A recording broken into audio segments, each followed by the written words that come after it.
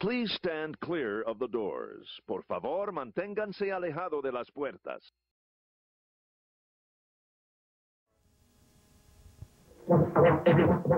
Does the turtle sound all right to you? Okay, tell the snail to slow down. Okay. Hey, Brad, don't forget to charge the Blue Fairy. Tinkerbell, stand by. You have 10 seconds. Who's in the centipede tonight? Dave, let's make sure we feed the dragon Channel 7. How do I turn the lights on? Just like this. And what are they talking about? One of the most intriguing examples of the Disney magic, including what goes on backstage. Especially what goes on backstage. On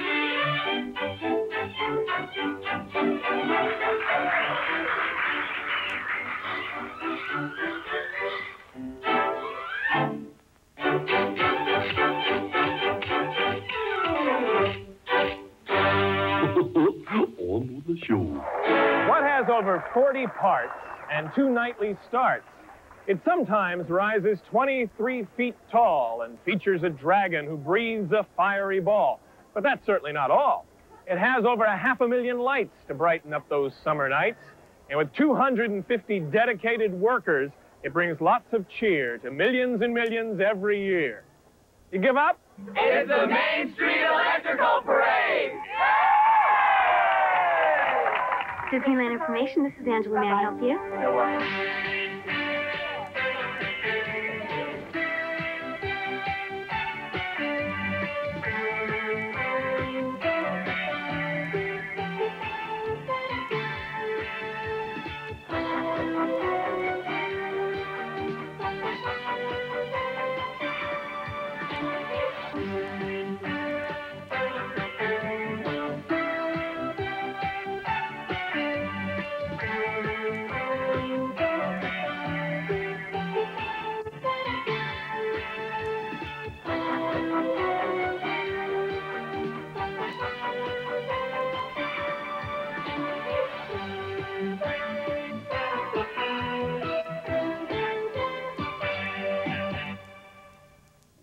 Ladies and gentlemen, boys and girls, the Main Street Electrical Parade.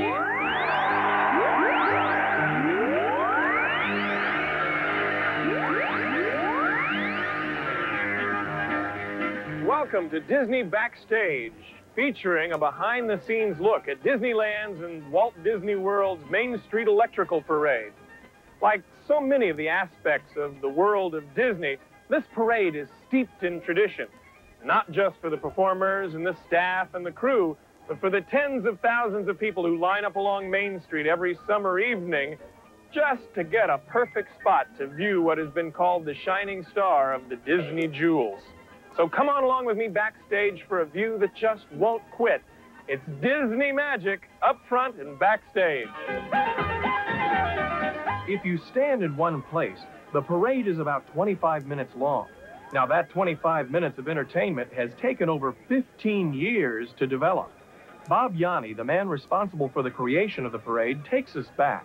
Bob, take me back to the electrical water pageant at Walt Disney World. How did that concept come about? Well, I think it started because as we were building Walt Disney World, I kept looking out on primarily in the lake, and at that point in time, there were no horizon lights. Mm-hmm. The property, the Walt Disney World property, was so vast that we had no horizon lights or any city lights that you normally think of in a horizon, which meant we had perfect black or perfect darkness. And I just started fantasizing about what we could do with that black. And one evening, it was probably about 8 months before the park, we sort of created a thought about it, but we made a big mock-up of a whale, mm-hmm. all in lights that we set out on the water. And I took a number of the company executives at that point in time out on the boat. They didn't have any, on another boat, had no idea what they were really going to see. And a moment with, we said, okay, now watch. And we turned on the whale, and it caught everybody's fancy. And then what were the steps that led from the electrical water pageant to the Main Street Electrical Parade at Disneyland? After the electrical water pageant opened with the opening of Walt Disney World, at Disneyland, we really had a kind of a major problem in a couple areas. We had no nighttime business at that point in time. It really, as everyone knows it today, and also we had an enormous morale problem. the employees at Disneyland just felt like they were really working for a second cousin after Walt Disney World opened. So as we all returned to Disneyland to kind of, look at home after we had created a new one, it needed something new. And I think that probably more than anything else gave birth to looking for something else. The building of the original parade took place in a warehouse in Chicago. Ron Miziker, then the director of show development, recalls. Well, as Bob was going through telling me about his concept for the electrical parade, my thought was, how in the world are we ever going to make this happen?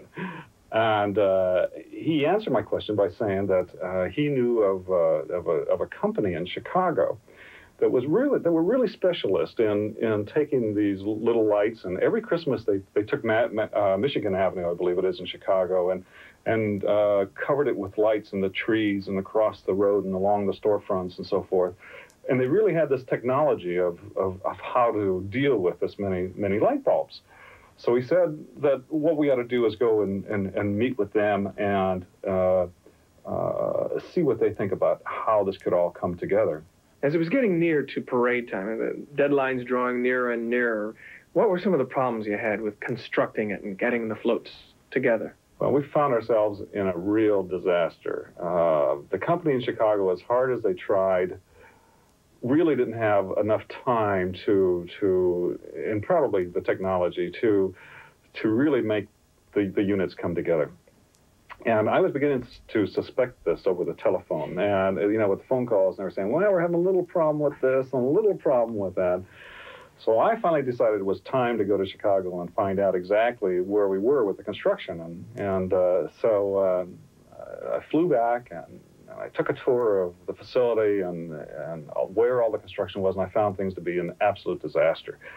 Here we were like 2 weeks away from opening, and so many of the units weren't even begun, and those that had were in just multiple pieces laying everywhere, and some had been wired and some hadn't been wired, and nothing had, and you look inside the 1 or 2 units that was completing, there were these masses of wires coming down, going nowhere.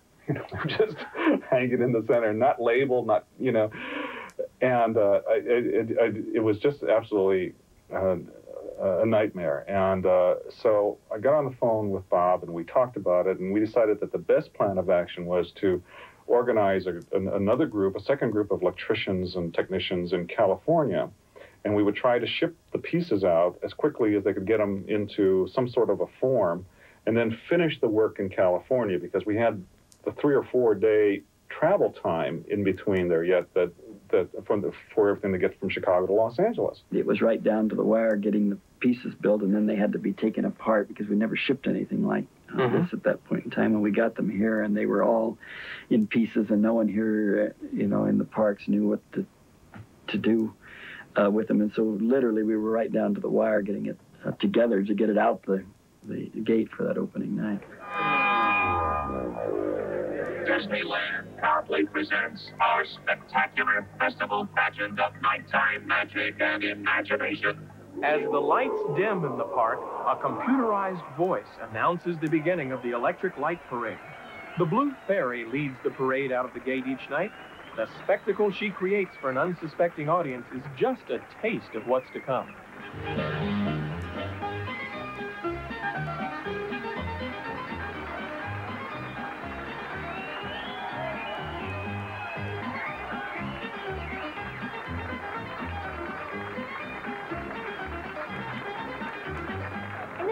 Electrical Parade, I play the Blue Fairy from Pinocchio.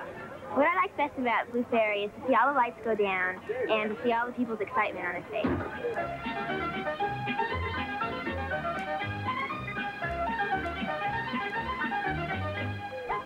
Okay, important announcements of the evening. If I can have your attention, please. Vinnie Riley, in her position as parade stage manager, is responsible for, among other things, getting the parade organized and off on time each night. The job includes working with individual performers, coordinating and communicating the wishes of parade management, and keeping the parade on course as it winds its way through the park twice each night from mid-June through September each year. If Vinnie does her job well, chances are all will go well. But there once was a time when things were brand new that the Fairy in Blue almost missed her cue. Jack News has always been the parade's costume designer. All I remember was we were fighting right up to the dress rehearsal, which was a Friday night, just to get the things completed. And we had a dress rehearsal, and obviously there were a lot of problems. It was the very first time. And so after a production meeting, we stayed up all night. I was wrapping. We had butterflies and flowers, girls, and they were not completed. And most of our staff went home, so I was wrapping bulbs around frames most of the night. And we were off here through the night and the next day, and the following night, which was Saturday, was a premiere. And we were going to open Saturday night. And by Friday night, we had enough elements together that we thought we could really do a rehearsal. Well, it turned out to be absolutely disastrous, because as it went down the street, things broke. The big canopy over fell apart, broken to pieces, and a horse fell over it and fell on the ground. One of the floats went out of control and bumped into a building on Main Street. And I mean, it was absolutely wild. So here we are the night before, trying to think about what are we going to do. I'll never forget the night before a grand opening. It was Friday night when we had decided to do a dry run.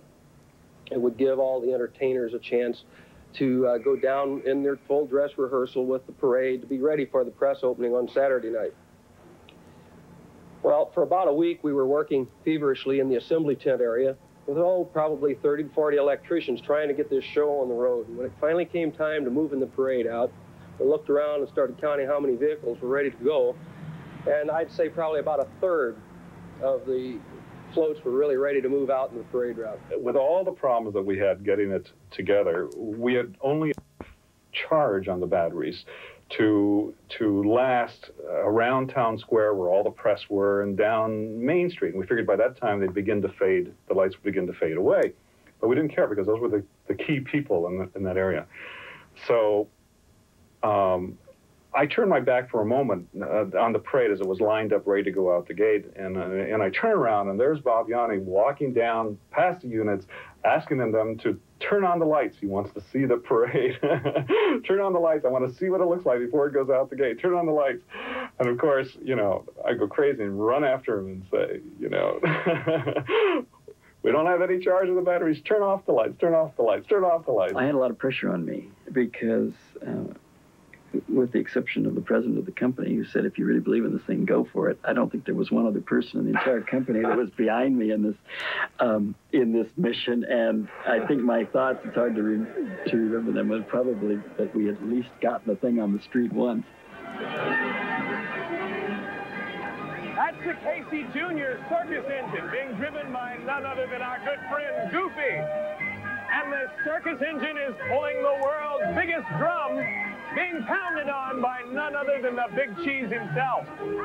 These lights are just some of the over 500,000 lights that make up this magical parade. That circus train has been part of the electrical parade since it opened that anxious night in 1972. As the saying goes, a bad dress rehearsal, a great show. The parade was an instant hit, and the rest is history. This is where the parade is stored and maintained.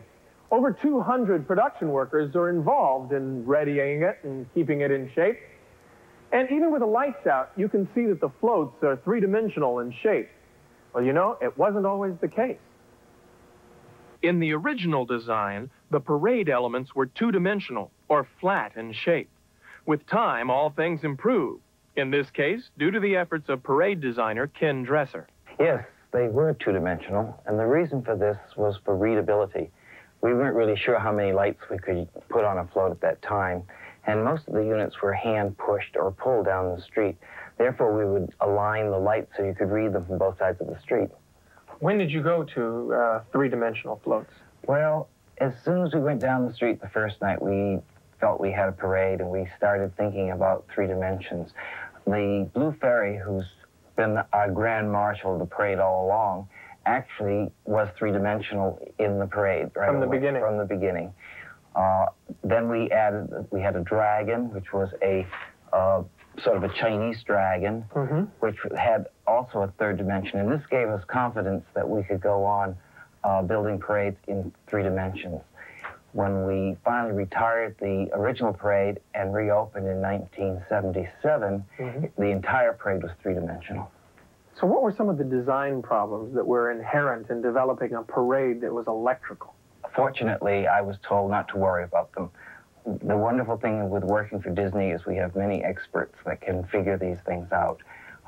Troy Barrett at the shop where we actually build the float units is wonderful at perceiving any of the problems and solving them. Brad Russo is an electrical wizard and can make just about any idea come true.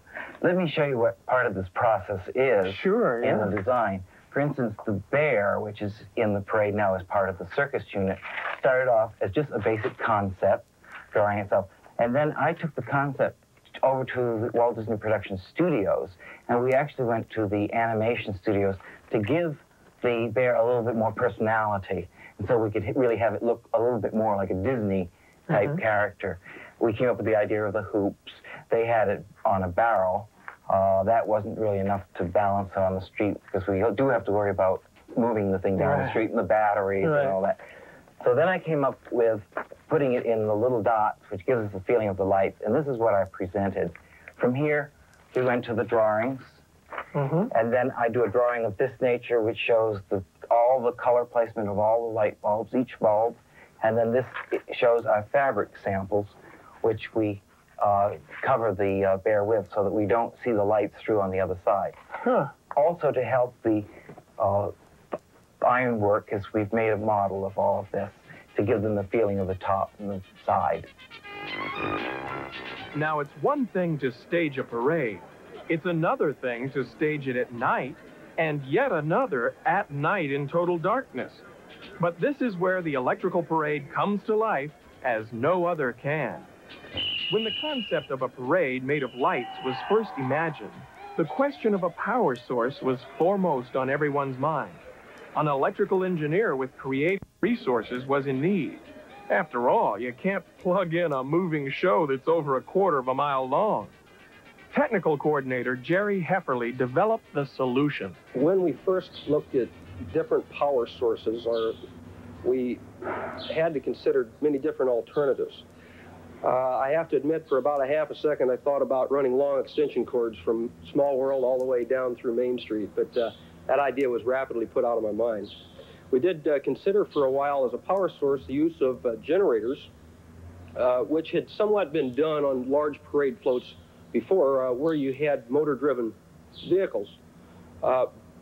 However, we were very concerned with noise and in these particular systems because audio was going to play such an important part of the parade. So as a result, we did come around to the concept of batteries, which really also allowed a great degree of freedom of movement for the parade vehicles. Mickey Mouse and Minnie Mouse to the trailer, please. Mickey and Minnie to the trailer. We're now backstage, and if you notice, you can see this is Main Street. Looks a lot smaller on this side, but this is actually Main Street. It's only about 1.5 stories. We're coming to work right now. Let's do the electrical parade.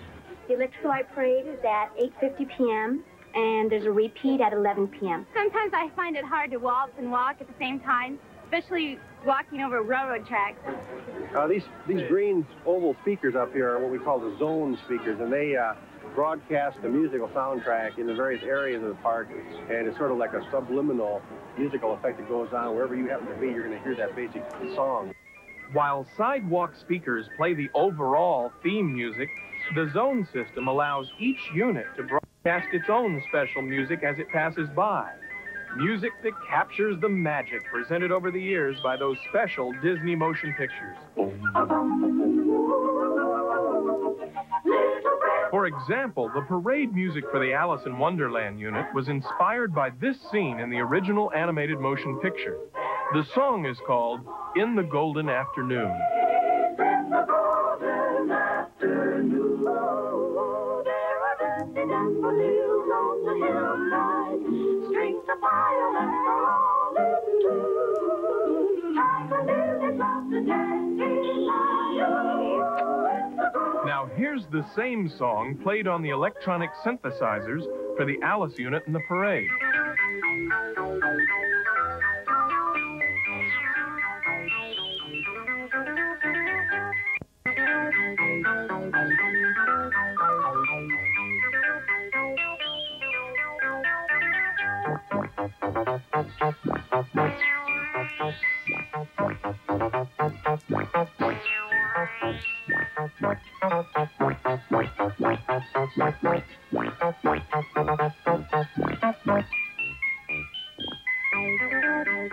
Don Dorsey is the current musical director. The Alice in Wonderland unit gave us a chance to do something a little different because there are bugs and creatures, and we tried to give each little item its own personality. And as you listen, if the snail comes by you on the street, you know, it'll be talking to you. The centipede has little footsteps going, and he's sort of singing on his way. The fireflies sing Flight of the Bumblebee and do things like that, and creates this whole sort of assembly of sounds and characters. So it has probably the most personality. And then, of course, Alice's theme sort of flowed over the top. The zone system, the audio control computer, is a system that allows us individual control of 22 zones that the parade passes through. The parade route is divided into these zones, which are about 75 to 80 feet in length. And as a unit enters a zone, we have the capability of identifying where that float is and fading up or down appropriate music or signaling lights to turn on or off, something like that.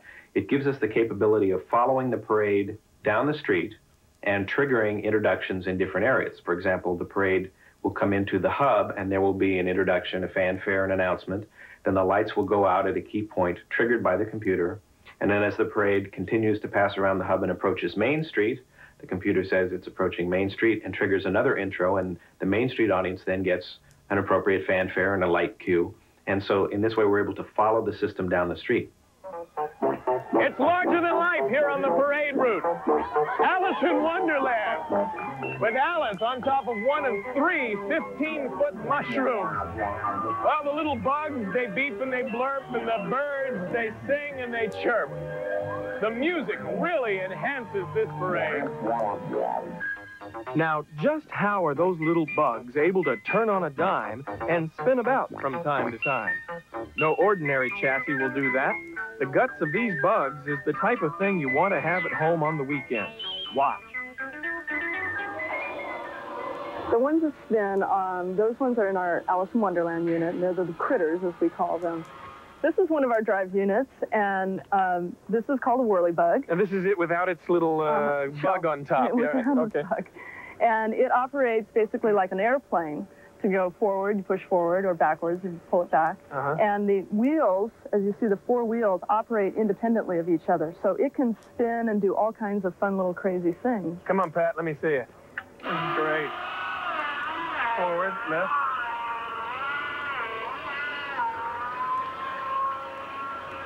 Oh, I'm glad you're doing it, not me. I'd get very sick. This is great.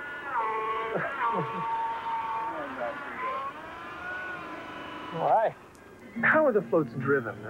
What are the requirements involved in that? Well, underneath each float, we have a drive unit, and each of those drive units varies a little bit depending on the size of the float that is on top of it and what exactly their requirements are, whether it spins or whether it goes straight down the route.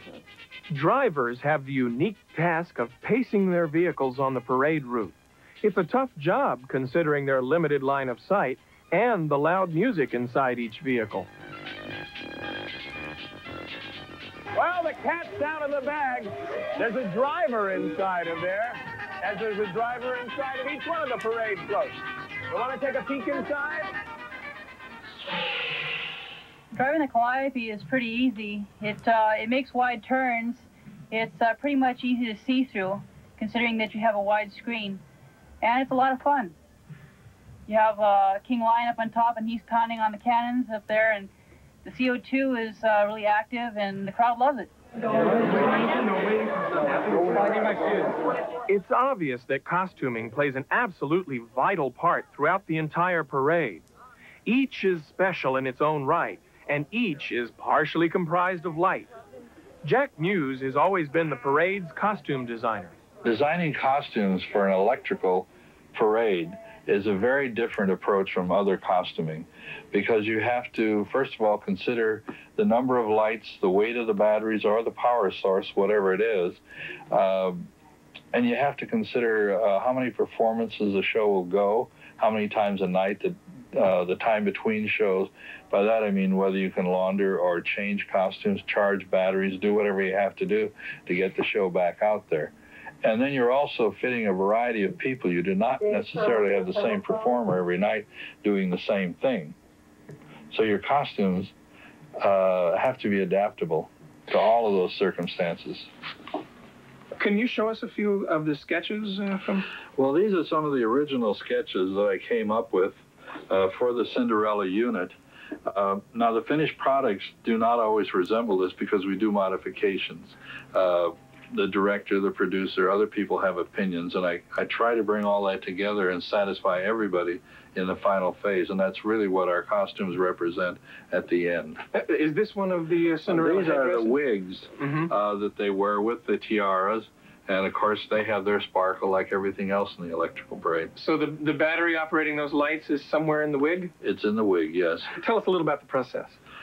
Well, the Cinderella unit from the electrical parade was the biggest costume arrangement we have in the show. And so I was very pleased to be doing that because we have about 30 people in costume, starting with Cinderella and the Prince Charming. And then the court dancers, which there are anywhere up to 16 dancers. There are also some livery in the scene. We laid the whole ballroom scene in the middle of the 19th century, as it was in the film Cinderella. Could we look at some of your finished Sure, and right see over how here. it came out? Now, Jack, this looks pretty much like your design. How much is different from? Well, there are some variations in the patterns and in the neckline, the placement of the lights. Now, you say that there are different sections here. How does it come apart? Well, we have to be prepared to fit a variety of people or performers and dancers. So it's actually three pieces. It's a bodice, the skirt, and then the underskirt. If we find that we have a taller girl, we have several lengths in this skirt. Oh, I see. So rather than have to alter this costume, we just use different pieces. Jack, do the dancers have any control over their lights? It's really very simple. They have switches like this right at their fingertips. Oh, right over here. That switch them on and off. And all the lights are mounted in this beading, which we had imported from France. Actually, the cost of just one of these costumes is $5,000 or $6,000. Is that right? Yes, with the wiring and the fabric. This fabric was imported from France. We searched everywhere to find just the right things to put together because we knew we'd have the electrical parade for a very long time. The shining star of the talented costume department is the Cinderella unit. Cinderella herself rides within the magical pumpkin coach, which is pulled along by mice dressed in what might be called light livery. The fairy godmother riding atop the coach can change the color of the coach with a simple wave of the wand. The ballroom scene takes place beneath the canopy of lights, carried by princely knights. Below, the dancers' costumes are covered with dozens of lights, even in their hair. The tower that warns of midnight is 23 feet high, the tallest item in the parade. In fact, taller than Elliot the Dragon, but don't tell him that. Finally, the prince holding the famous glass slipper while being distracted by two pretenders to the throne. One big problem encountered early on by the technical staff was how what are known as chase units in the lighting system would work. The system requires a steady flow of power, not one of the strong points of any battery-driven system. Jerry Hefferly. Light chasers have been around for many years. What a light chaser is utilized for generally is to create some animation with lighting. You'll see just on very many signs, electric signs, as you drive down the road, you'll see arrows having motion or balls moving across the sign and things like that. Or perhaps even twinkling, random twinkling effects. Those are effects that are created by light chasers. Well, the concept worked out very well, but what we found when it was finally put to the test was that the lights would get started chasing, but then they would just lock up. It might lock up with no lights on, or it might lock up with all of them on, or half and half. We just couldn't really tell what was going to happen.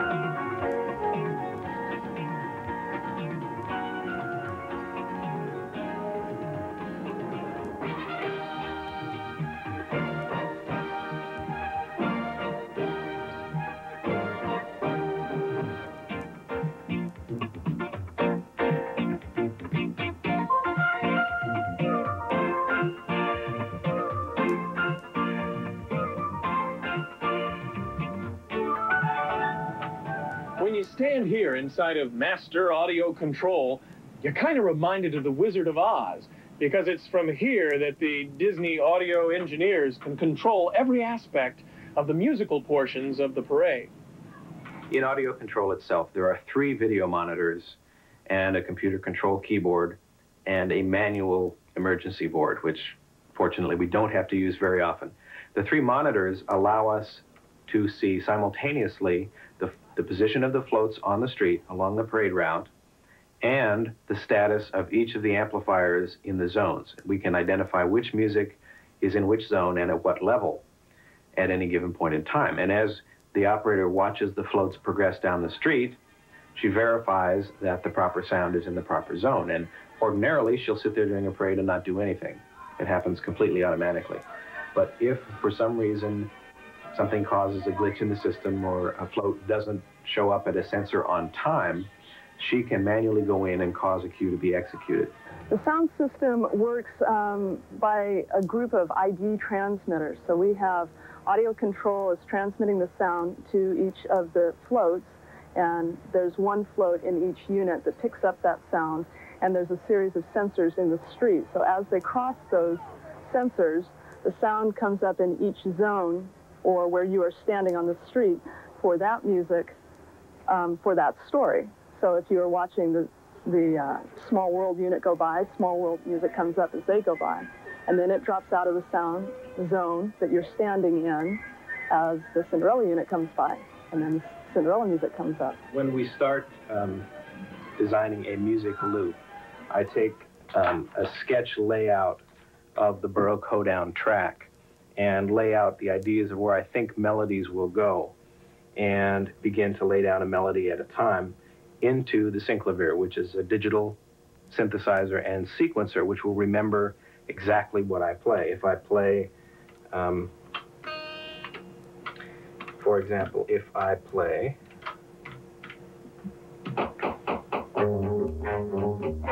it will remember that exactly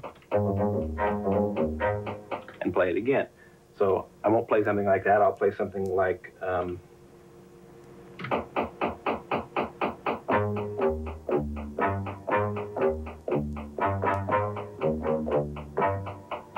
and that will be the first piece of the bass line to the Peter Pan unit. Then I'll want to add a melody line.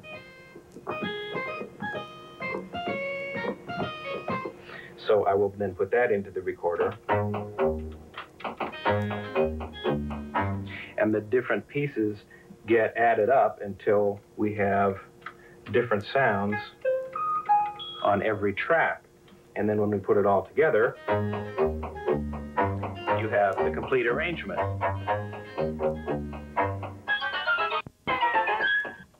While the lights dazzle, the sophistication of the parade music and the heavy contribution it makes to the parade overall may not receive as heavy a notice.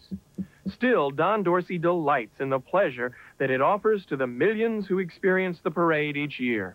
I think most of the audience does not realize the kind of audio tricks that we're doing because, as in any good show, when you do an effect right, it has a result and you don't think about how it was done. You know, if somebody flies across the stage, you don't think too much about a wire if it's a spectacular effect. And the audio is a very subtle but also very important event in the parade. And I don't think people realize that the sound is moving along. It's the kind of thing that you wouldn't notice until later on your way home. You'd think, gee, you know, the sound was all together and things changed. And, you know, how did they really do that? It's sort of an after-the-fact realization that something a little different was going on. The amount of preparation that goes into this parade is mind-boggling. And what you see is certainly what you get, but there's a lot that you don't see until now. The Peter Pan unit comes complete with a pirate at the helm of the famous pirate ship. Aboard are Peter and none other than Captain Hook. Following up, of course, is Mr. Smee, steering, well, sort of steering a rowboat.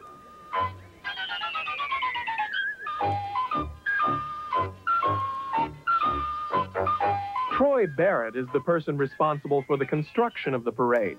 The units came together piece by piece, and there's always something being added to or deleted from the parade. All of the units have a steel framework inside of them. That obviously requires metal people to cut the steel and weld it and that sort of thing. After the unit is all welded together, then we take it to the spray room and have it sprayed to rust-proof it and spray the color if it needs it. Then it comes back in the shop, and the seamstresses make a pattern of it for the cloth that's going to go inside behind the lights. Then it goes to the electrical people, and they tie all of the little lights on and then check them out and that sort of thing. Or during this process, the carpenters have to put wood on the base and that sort of thing.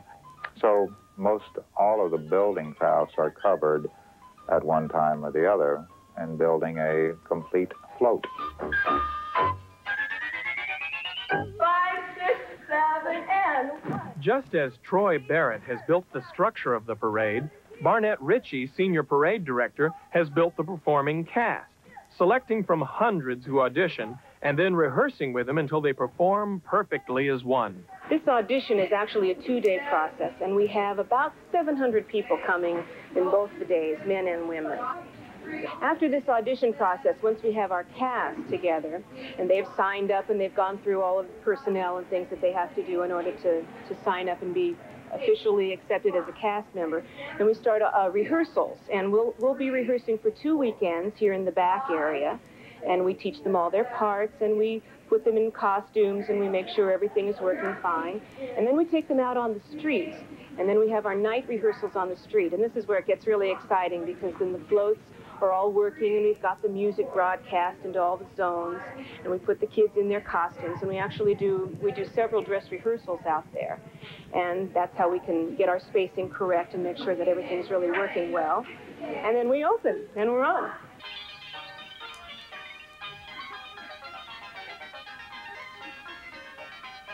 The parade is but one of the many responsibilities at the Walt Disney Company for Dennis Despy, Vice President of Entertainment. And like so many who are affiliated with the parade, it's a labor of love. It is a show that is seen by more guests than any other show we have in the parks, and that even includes attractions. What one aspect of the parade do you think makes it the most popular parade in the world? Well, and the fact that it's unique in every way, shape, and form. The lights done in a design that create a scene is obviously unique. The music is unique. The costumes are unique. And the staging of the parade is done as a show, which is also unique. When you combine all of this, it's probably why nobody else has ever even attempted something like an electrical parade. Dennis, let's talk about numbers for a second, statistics. There's 40 units, 40 floats in the parade, some as high as 23 feet, some as long as 112 feet. With all of this going on, do you ever worry that you're not going to be able to get it out there one day? It really doesn't worry me. We have a terrific staff. It's like putting on any show, whether it be a stage show, a special event show, whatever. And a production group works on putting that event out every day. There's a staff of about 25 people who work on this show all year long, and a cast of about 135 who are rehearsed and ready to perform during the summer season when it runs at Disneyland, for instance. At Disney World, we have the same staff and a crew at the Electrical Parade production as well. And then obviously at Tokyo for the Electrical Parade, the same cast and size is needed there. So when you look at it for all three parks, we're really looking at 500 or 600 people being involved in putting on this production. Probably the most important element of running the entire parade is the coordination of everybody working in unison with each other.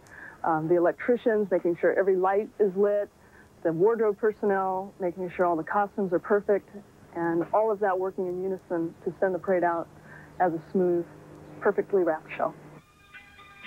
Getting the parade ready to go each night is a marvel of coordinating logistics, the kind Disney is famous for. For instance, where do you park a dragon named Elliot while waiting for Pete? And everybody knows what can happen when hundreds meet. People, makeup, costumes, electrical parts. The preparations start about 2 hours before parade time, both in the park and behind the scenes. Is everything moving down at Alice? Everything's stopping up down here. I'm not sure why. Not all the preparation for the parade goes on backstage. Quietly, things are happening throughout the park as parade time approaches. There's preparation of the route from Small World to Town Square. Bob Galt, Division Manager of Operations for Disneyland, explains. We initially set the parade up, stage it backstage in the order that it's supposed to come out. An hour and a half before the parade, our people will go through, set up all of our ropes and stanchions to identify the walkways from the viewing areas and make sure that we can move the guests in an organized fashion. What happens if a float breaks down along the route? Well, hopefully we don't have that happen. Yeah, I hope not. But sometimes it does happen, and wherever the point is, we have small tractors that we brought in along the parade route to the specific breakdown. We'll hook the float up and proceed along the parade route. It's a tribute to the teamwork between show directors, seasoned stage managers, operations managers, maintenance staff, and disciplined cast and crew that the show runs smoothly night after night after night. That smoothness is in evidence tonight as my favorite dragon comes into view.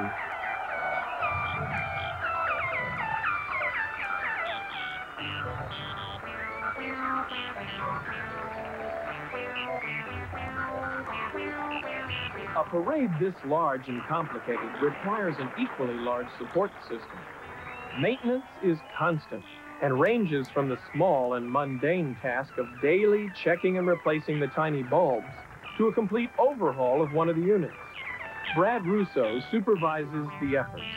We have approximately 16 people that work in the parade maintenance building, and our daily operation requires that we go through each individual float and check it for anything from broken casters to lights that are out, major structural problems, and just overall maintain the show quality. At last the time has come. Each unit is lined up, drivers are in place, performers poised and ready. It's showtime. Still, the potential for problems with a living, breathing, performing entity is constant.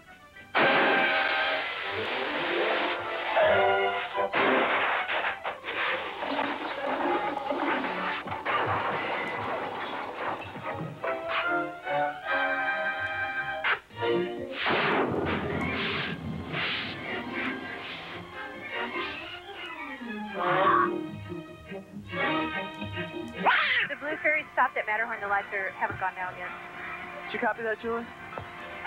Yeah. Okay. As the parade readies to move out, and then as it moves through the park, there's a continuous dialogue that those viewing the parade do not hear as parade monitors or spotters communicate with master control. Alice's microphone doesn't appear to be working.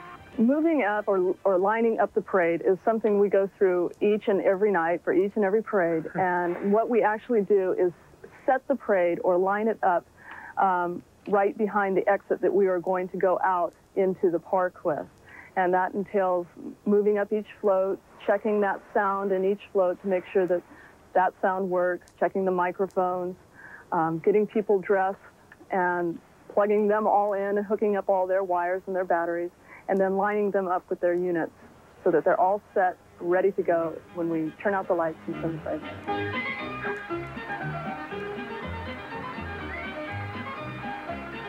That diamond mine unit takes 8 people to operate, with 6 performers and 2 drivers. In this case, both drivers double as performers. And guess who's bringing up the rear?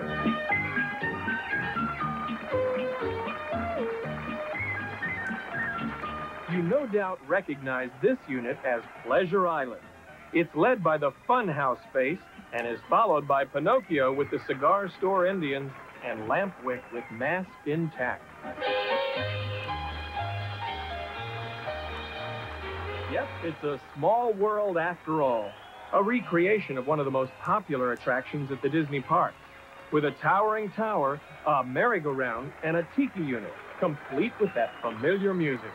It's a popular attraction in the parade as well. La parade était fantastique, merveilleuse, très beau Disneyland.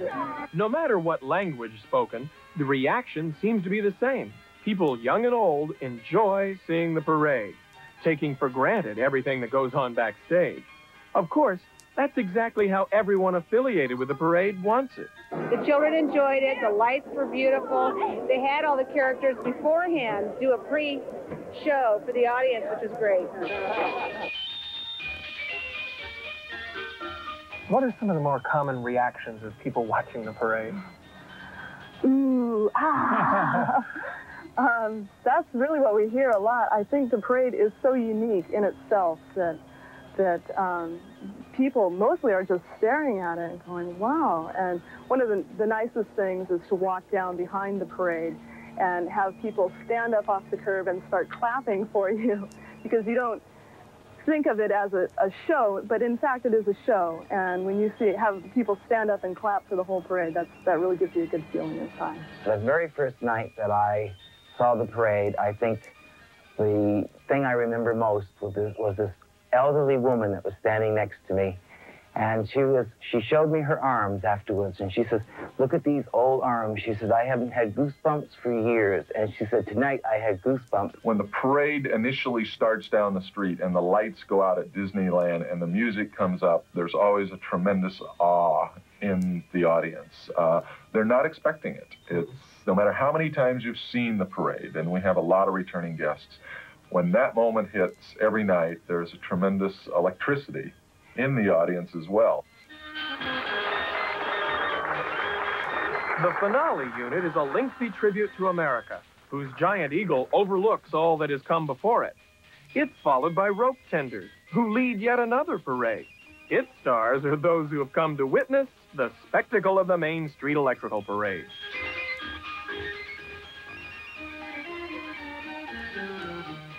Well, there you have it, a backstage look at the Main Street Electrical Parade. You know, it's estimated that since the beginning, over 100 million people have seen this parade, either at Disneyland, Walt Disney World, or Tokyo Disneyland. And the demand to see it again continues to grow. It's like the song says, it's a small world after all, except maybe here at the Magic Kingdom, where it's an endless world of magic and intrigue. I'm Michael Young, and this is Backstage Disney.